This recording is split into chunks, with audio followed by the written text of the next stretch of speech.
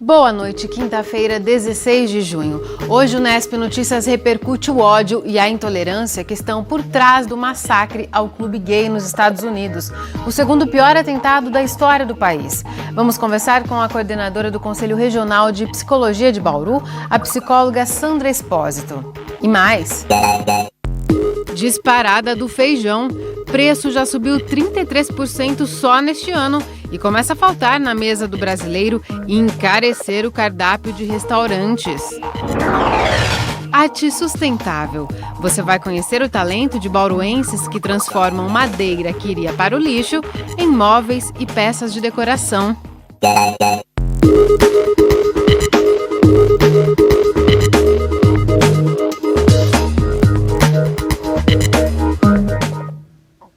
O feijão está no prato da maioria dos brasileiros todos os dias.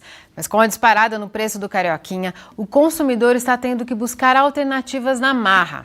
Já os restaurantes não conseguem mais segurar a alta nos alimentos. O preço das refeições para os clientes está mais caro. O preço do feijão tem assustado o consumidor. Quem chega à prateleira do produto no supermercado, olha e até desiste. Também pudera. 2 quilos do feijão carioca, um dos mais consumidos no país, estão saindo por quase R$ 24. Segundo dados do IBGE, o preço do feijão subiu 33,49% só neste ano.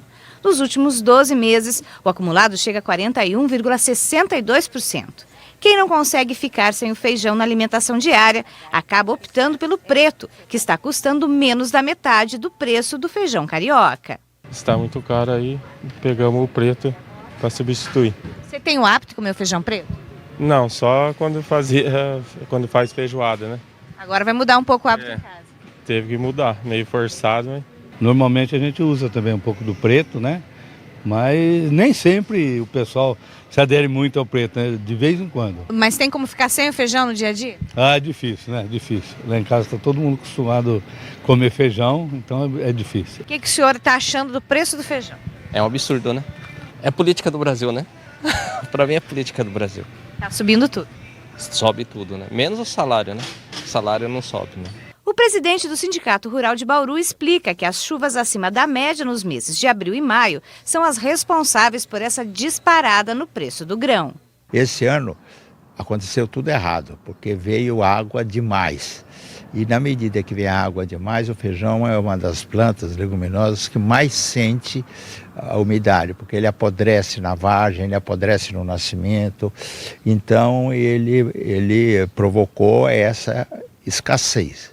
Mas não foi só o preço do feijão que foi afetado pelas chuvas. A alface teve um aumento médio de 100% e a batata inglesa cerca de 150%. Começou a anunciar qualquer coisa, os preços principalmente se elevam. A alface dobrou de preço sem a gente saber o que ia acontecer, só porque começou a chover demais. A batata também, mas é um outro tipo de problema, problema de fato de escassez, uma série de coisas que aconteceram durante a agricultura da batata. E se para o consumidor está difícil manter o hábito de comer arroz e feijão todos os dias, para os restaurantes o impacto da alta no preço dos alimentos também está difícil de ser digerido. Fernanda é proprietária de um restaurante que oferece arroz, feijão e salada à vontade. A inflação de itens básicos do cardápio aumentou os preços que chegam aos clientes. A gente que usa uma quantidade grande por dia, de 7, 8 quilos, um aumento de 5, 6 reais no quilo faz muita diferença no mês, né? Tivemos até que ter um pequeno repasse para o cliente, né? E para poder ajustar esse valor. Pensar na possibilidade de trocar, por exemplo, o feijão preto pelo branco não dá? Não é cultura do pessoal, não ia ter aceitação. A gente faz a feijoada no prato do dia, que é quarta e sábado, mas fora isso não sai. A boa notícia é que a previsão do setor é de que o preço do produto volte a patamares normais em breve. Nós temos um atenuante, porque o feijão é uma planta de ciclo curto. Tem algumas regiões que plantam até 4 vezes por ano. Então a recuperação ela é mais rápida do que os outros produtos. E com essa recuperação, se não tiver problema nenhum climático, apesar de que nós estamos entrando no inverno, os preços devem se estabilizar dentro de 2, 3 meses. Vamos acompanhar, porque em junho também houve registro de chuvas acima da média. Mas para os próximos dias a previsão é de tempo firme. Os detalhes no mapa com informações do IPMET e do CPTEC. Previsão de tempo estável para todo o estado de São Paulo nesta sexta-feira. As temperaturas continuam em elevação. Em Bauru, a umidade do ar agora é de 60%. Não tem registro de ventos neste momento. Hoje a mínima foi de 14 graus e a máxima chegou a 26. É a mesma variação prevista para esta sexta-feira. No próximo bloco você vai conhecer 2 artistas bauruenses que enxergam a beleza de um material que iria para o lixo. Eles transformam troncos de árvores e retalhos de madeiras em peças exclusivas que são verdadeiras obras de arte. Voltamos num instante só. Voltamos com um aviso importante para as famílias atendidas pelo programa Bolsa Família. A Secretaria Municipal de Saúde alerta que os beneficiados têm só até amanhã para cumprir as condicionalidades do programa, como acompanhamento nutricional e a atualização da carteirinha de vacinação. Para isso, é preciso procurar uma unidade básica de saúde mais próxima da sua casa e levar o cartão Bolsa Família, o cartão do SUS e a carteirinha de vacinação. Até o momento, apenas 30% dos beneficiados compareceram às unidades de saúde. Quem não cumprir as exigências tem o benefício cancelado. Nesta sexta e sábado será realizada em Bauru a 6ª Conferência Municipal. O evento é feito a cada 3 anos, com o objetivo de discutir questões cruciais para o desenvolvimento da cidade. As informações com a repórter Kátia Vanzini.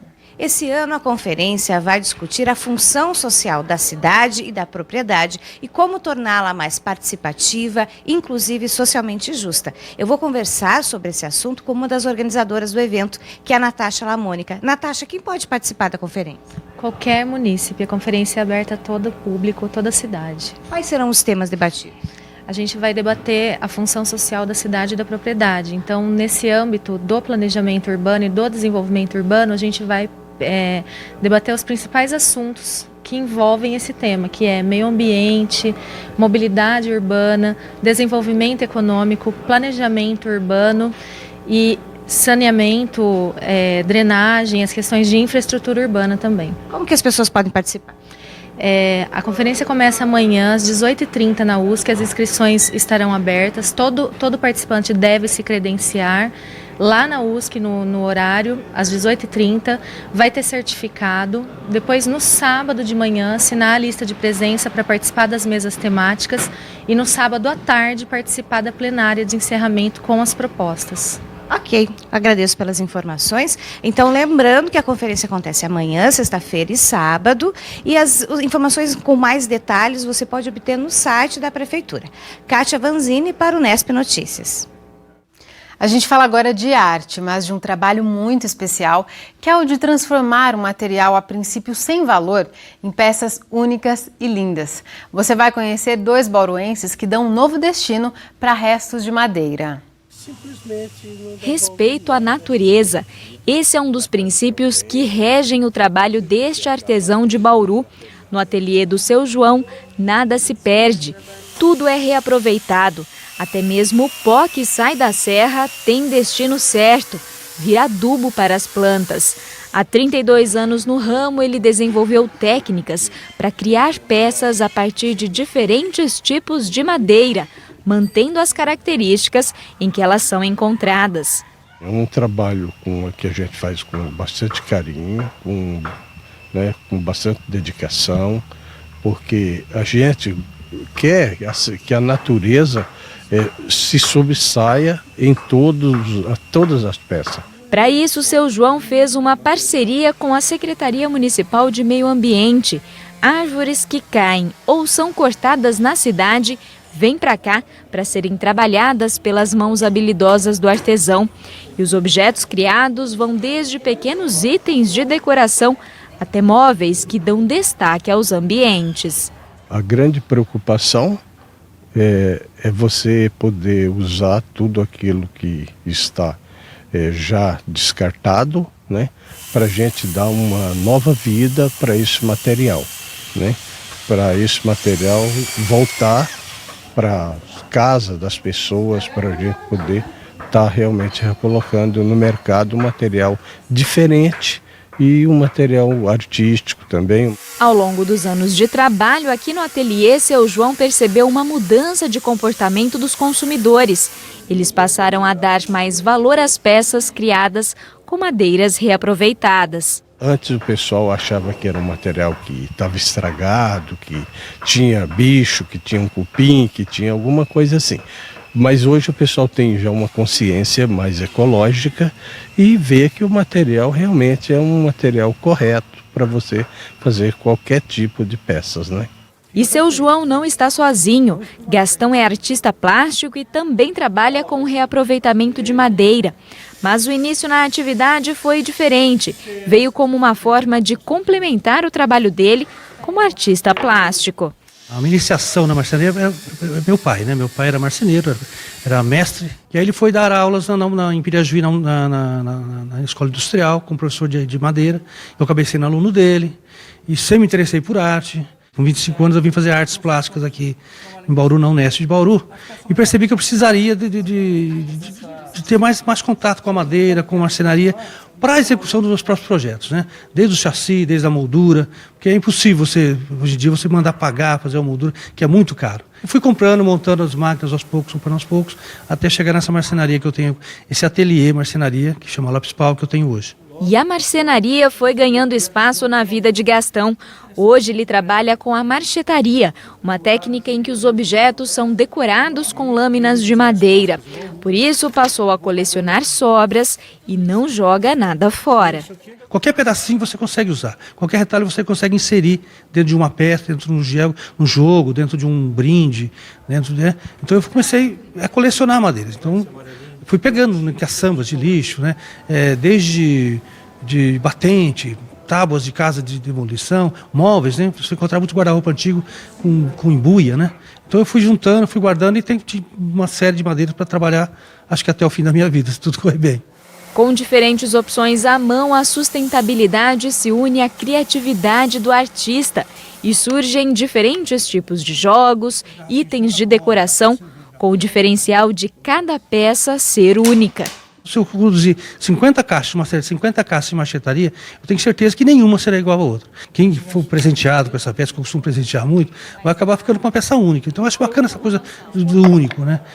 Difere um pouco dessa coisa mecânica hoje em dia, que a máquina sai cuspindo tudo igualzinho, perfeitamente, tem um controle de qualidade hoje incrível, né? Duas histórias, um mesmo princípio, o de não desperdiçar o que um dia pode faltar. Depois do intervalo, a gente discute homofobia, o ódio a pessoas LGBT que está por trás do segundo pior atentado da história dos Estados Unidos. Vamos conversar com a coordenadora do Conselho Regional de Psicologia de Bauru, a psicóloga Sandra Espósito. Voltamos já. Voltamos e a gente abre espaço aqui no Nesp Notícias para repercutir a motivação do massacre cometido num clube gay nos Estados Unidos. O assassino matou 49 pessoas e deixou outras 53 feridas no último domingo. Ele tinha um histórico de comportamento violento e homofóbico.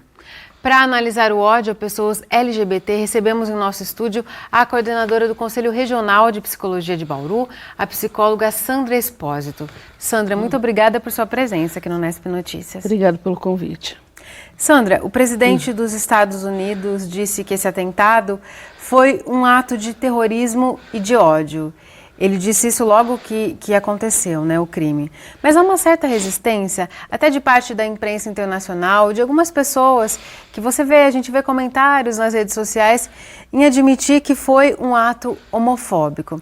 A nossa sociedade, ela ainda reluta em admitir que existe uma violência sistemática que é cometida contra pessoas LGBT.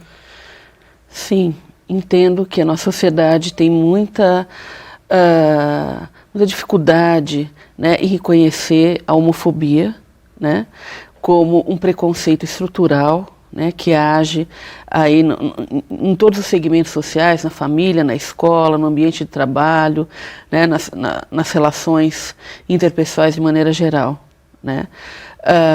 No caso deste crime, né, terrível que aconteceu, é explicitamente um caso de homofobia, porque foi num local de lazer da população LGBT, né? E arrisco ainda dizer que foi um crime também de xenofobia, porque nesse dia, né, em que houve o atentado, havia uma festa destinada à população latina. Então, não só um ataque, né, à população LGBT, mas especificamente naquele dia. E por que então naquele dia? Se era o dia específico de uma integração da população latina na cidade de Orlando, né? Então, há indícios que além da homofobia, né, há um traço de xenofobia nesse crime, né? E há uma linha de investigação que suspeita que esse criminoso ele fosse homofóbico e por essa dificuldade dele em admitir, né, a homossexualidade, ele tenha praticado esse ato homofóbico.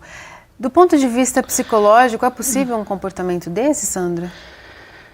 Então, é possível, mas não é provável, né? Nós temos que ter muito cuidado ao avaliar a subjetividade de pessoas que nós, né, não tivemos condição de submeter a uma avaliação científica adequada. É o caso, né, desse rapaz que morreu e infelizmente a gente nunca vai ter exatamente certeza, né, do funcionamento psicológico dele, dos anseios, dos medos, dos rancores que motivou ele, né, a esse ato. Agora, começam a existir vários relatos sobre o comportamento dele, né, em âmbito intrafamiliar, nas relações sociais, mas isso também não significa que há uma motivação para esse crime, né? A gente avalia o seguinte: se realmente, né, havia desejos e tendências homossexuais nessa pessoa, né? Isso não necessariamente, sendo reprimido, leva ao cometimento de crime, né? A gente chama esse fenômeno de não aceitar a própria homossexualidade de homofobia internalizada, né? Que é a incorporação na subjetividade do preconceito que está na sociedade, né? E aí toda aquela raiva, toda aquela sensação de inadequação, de desadaptação que você sente em relação ao outro, você sente em relação a si mesmo. Isso causa um sofrimento psíquico muito grande, né? Nós recebemos isso enquanto profissionais da psicologia nos espaços em que atuamos, né? Pessoas homossexuais em profundo sofrimento, né? Porque odeiam em si aquilo que entendem como homossexualidade, né?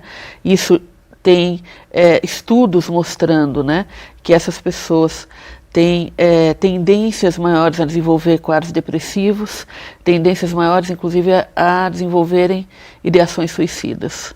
Mas nenhum estudo mostra tendências a cometimento de crimes. É de uma violência terrível, né? Sim. Ao emocional dessas pessoas. Sim. E quais são as principais forças na nossa sociedade, Sandra, que levam a essa não aceitação da pessoa que tem uma orientação sexual, não só a homossexualidade, mas qualquer tipo de orientação sexual que fuja a esse padrão tido como normal, que é a heterossexualidade?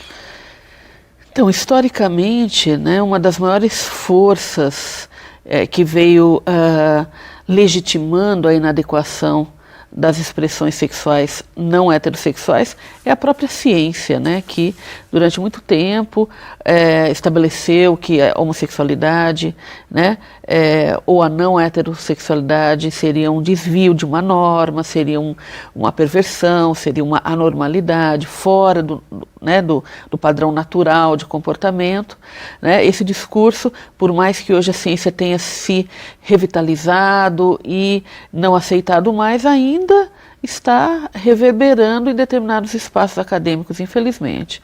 E o outro, né, uma outra grande força é a religião, né, que também historicamente vem construindo um discurso de heteronormatividade, ou seja, somente as práticas heterossexuais são adequadas, né, dentro daquela norma religiosa, e tudo que se desvia disso tem que ser abolido, tem que ser, né, transformado, ou não pode ser expresso, né? Por isso, inclusive, campanhas enormes em relação à abstinência sexual de homossexuais, né? Então, a religião e a ciência, historicamente, são as duas grandes forças que, na verdade, estão a serviço, né, de uma estrutura maior da sociedade, né, que é a organização de privilégios, né, que historicamente é dado para as pessoas heterossexuais, para as pessoas brancas, para as pessoas do sexo masculino, né, para as pessoas que seguem determinadas religiões e não outras, né.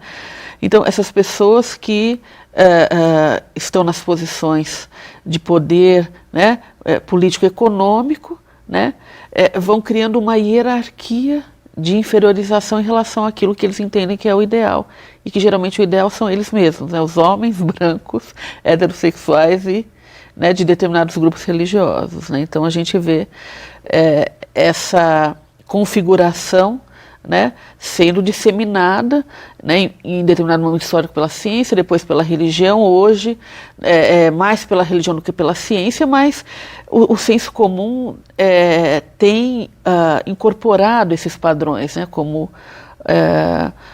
o que é certo, o que é errado em termos do que é ser homem, ser mulher, do que é ser, qual é a melhor prática sexual, a pior e etc, né. Para a gente concluir, Sandra, infelizmente nós temos que estar acabando, para romper com esse senso comum, com essa cultura da homofobia, esse rompimento passa pela educação em espaços formais? Sim, sem dúvida. Um dos principais espaços em que é possível começar a desconstruir, não só na lógica do discurso, mas nas práticas cotidianas, é a educação formal, né? É onde as pessoas, né, as crianças e adolescentes, terão acesso ao conhecimento científico, né, historicamente acumulado, que vai apresentar uma forma de entendimento da realidade não preconceituosa, né? Tá certo, Sandra. Muito obrigada por aprofundar essa discussão aqui. O Unesp Notícias de hoje fica por aqui. A gente volta a se encontrar amanhã, às 19h, ao vivo. Tchau!